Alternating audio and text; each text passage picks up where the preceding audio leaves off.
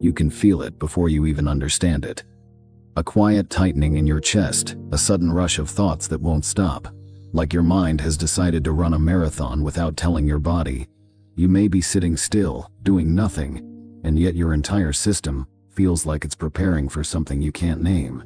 That is anxiety, not the dramatic kind you see in movies, but the real kind that lives inside the everyday moments.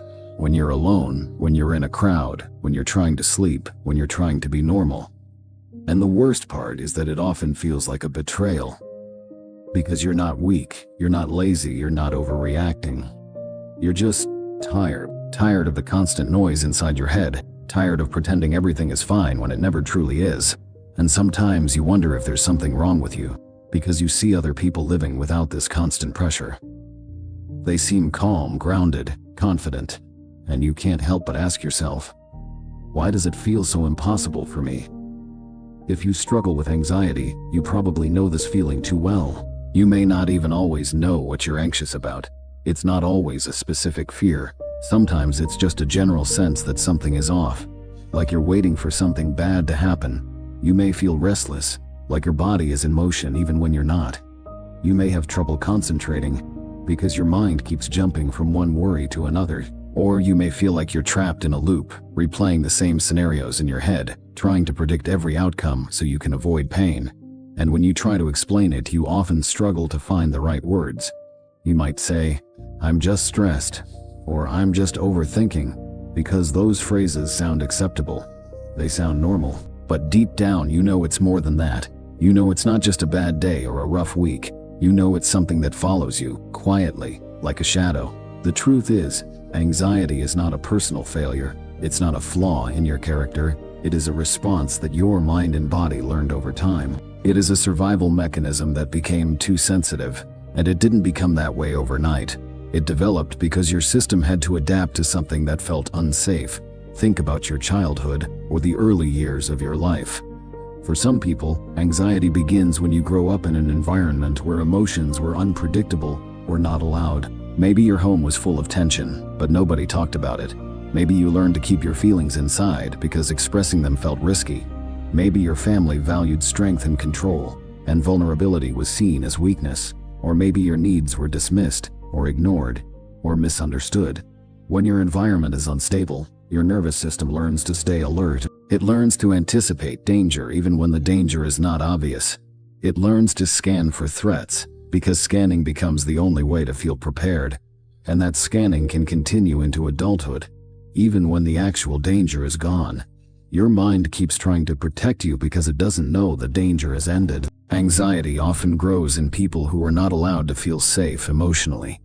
If your feelings were minimized, if your pain was dismissed, or if you were told to just be strong, your nervous system learned to survive by staying on edge. It learned that quiet, calm, or relaxation was not safe. So it stays ready. It stays alert. It stays prepared for the next storm. But the problem is that your brain doesn't always know the difference between real danger and imagined danger. It responds the same way. And once this pattern becomes familiar, it becomes automatic. Your brain becomes an expert at predicting threats, even when the threats are not real. It becomes a machine that produces worry, not because it wants to harm you, but because it believes it is helping you. Another reason anxiety develops is because of emotional neglect. Emotional neglect doesn't always look like abuse. It can be subtle. It can be the absence of attention, the lack of emotional connection, the feeling that your inner world didn't matter. Maybe you were surrounded by people, but still felt alone. Maybe your parents were physically present, but emotionally distant. Maybe your needs were never met, and you learned to cope by becoming self-sufficient too early. When your emotional needs are not met, you grow up with a sense of insecurity. You begin to doubt whether you can rely on others, whether you can trust yourself, whether the world is safe. You may develop a constant need for reassurance, because reassurance becomes the only way you can feel grounded. But reassurance is temporary. It fades, and then the anxiety returns. And then you begin to believe that you need more reassurance, more control, more certainty, because certainty feels like safety. Anxiety is also deeply connected to attachment. Attachment is the emotional bond we form with our caregivers, and it shapes how we relate to others as adults. If your attachment was inconsistent, sometimes warm, sometimes distant, you may have grown up with a fear of abandonment or rejection.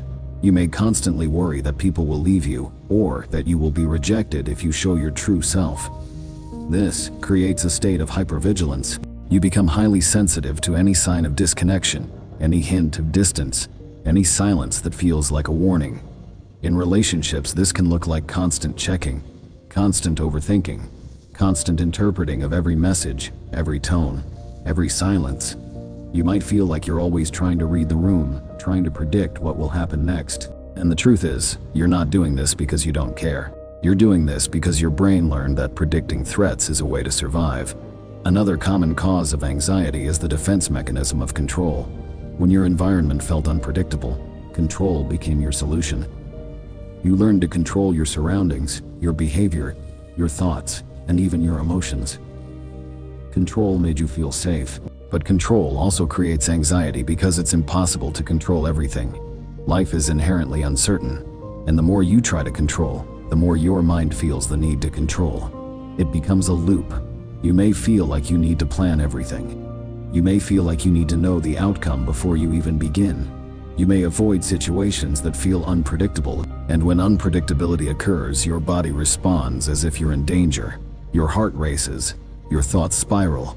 You may feel restless, nauseous, or disconnected. And then you may feel ashamed of yourself for reacting this way. You may think, why can't I just calm down? But the truth is, your nervous system is not trying to punish you. It is trying to keep you alive. Anxiety is your body's attempt to prepare you for what it perceives as a threat. It's just that your brain is now misinterpreting everyday life as a threat. You may also struggle with anxiety because you learn to associate your emotions with danger. If emotions were not allowed or were punished in your past, you may have learned to fear them. You may have learned that feeling is unsafe. So you may try to suppress your emotions, to push them down, to ignore them. But emotions do not disappear. They get stored, they get trapped. And anxiety can be the way your body expresses what you never got to feel. When you struggle with anxiety, you may feel like you're living in your head. Your mind is constantly active, constantly scanning, constantly analyzing. You may feel like you are disconnected from your body, like you're observing yourself from the outside. You may feel like you're not really present in your own life. And because anxiety is invisible, it can be lonely. People may look at you and think you're fine. They may think you're just being dramatic. They may think you're overreacting. They may not understand that you're fighting a constant internal battle. And when they don't understand, you may feel even more isolated. So here is the most important truth. If you struggle with anxiety, you are not alone. You are not broken. You are not a failure. You are a person whose nervous system learned to survive in a world that felt unsafe. And now your nervous system is still protecting you, even when the danger is gone. This doesn't mean your anxiety is permanent. It doesn't mean you're stuck. But it does mean you need to treat yourself with compassion. You need to understand that your anxiety is a sign of a sensitive, deeply feeling mind that learned to be on guard. You need to acknowledge the pain behind it, the fear behind it, and the courage it takes to live with it every day. When you begin to understand your anxiety, it becomes less frightening. When you stop fighting it, it becomes less powerful, because anxiety thrives on fear. The more you fear it, the more it grows. But when you learn to observe it without judgment, it begins to lose its grip. You can begin by recognizing the patterns. Notice how your mind jumps to the worst-case scenario. Notice how your body tightens. Notice how your thoughts become repetitive. Notice how your need for certainty grows. These are not signs that you are failing. These are signs that your nervous system is trying to protect you.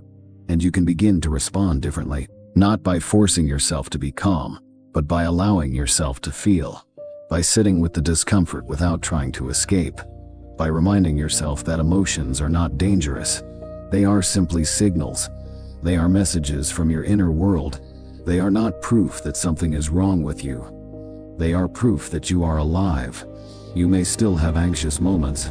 You may still have days when your mind feels like it's spinning, but you can learn to respond with kindness instead of criticism.